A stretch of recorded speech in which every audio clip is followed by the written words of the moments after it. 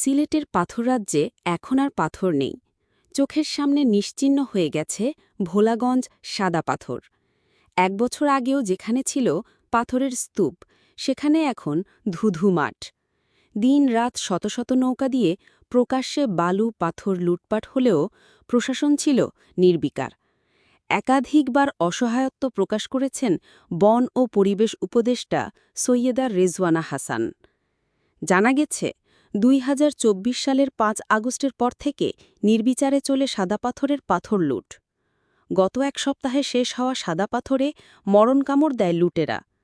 লুটপাটে যেন সবাই ঐক্যবদ্ধ, তবে লুটের নেতৃত্বে ছিল স্থানীয় বিএনপি ও যুবদলের নেতারা। বৈষম্য বিরোধী ছাত্র আন্দোলনের সমন্বয়করা ছিলেন লুটের নেপথ্য কারিগর। সরেজমিনে গিয়ে দেখা যাচ্ছে সাদা পাথর পর্যটন কেন্দ্রের ধলাই নদীর উৎসমুখ থেকে শত শত নৌকো দিয়ে লুট হয় পাথর। মূল স্পটের বাম পাশের বড় বড় পাথর নেই। কোথাও কোথাও বালুচর জেগে উঠেছে। যত্রতত্র খোঁড়াখড়ি করে বড় বড় গর্ত সৃষ্টি করা হয়েছে। বড় পাথরের পাশাপাশি ছোট ছোট পাথরও লুট হয়ে গেছে। প্রকাশ্যে দিবালোকে পাথর নিয়ে যাচ্ছে। এত লুটপাট, তার বড় বিজিবি, পুলিশ, প্রশাসন যেন সবাই নীরব দর্শক।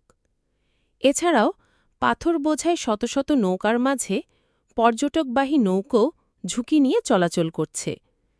ফলে পাথর রাজ্যের সৌন্দর্য হারিয়েছে, যার ফলে এ পর্যটন স্পটের প্রতি মুখ ফিরিয়ে নিয়েছেন পর্যটকরা।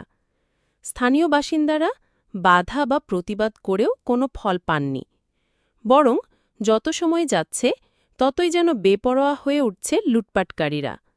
Subscribe, please.